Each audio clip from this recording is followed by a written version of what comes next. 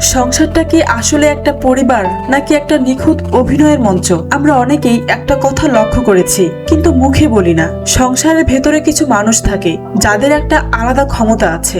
এই ক্ষমতা বইয়ে শেখানো হয় না, কেউ শিখায়ও না, কিন্তু তারা নিজেরাই আয়ত্ত করে ফেলেছে। বিশেষ করে শাশুড়িরা, তারা খুব ভালোভাবে জানেন কখন কোথায় কেমন আচরণ করতে হবে। ছেলের সামনে একরকম মায়াবী, কোমল, যত্নশীল একজন মা, মনে হবে তার মতো ভালো মানুষ আর কেউ নেই। কিন্তু সেই একই মানুষ যখন ছেলের বউয়ের সামনে, তখন আচরণে আসে অন্য এক রূপ।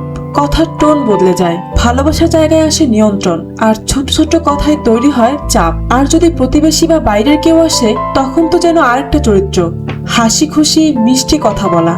সংসারের সবকিছু যেন একদম নিখুঁত। তখন মনে হয় এই মানুষটাই কি সেই মানুষ যাকে একটু আগেই অন্যরকম লাগছিল।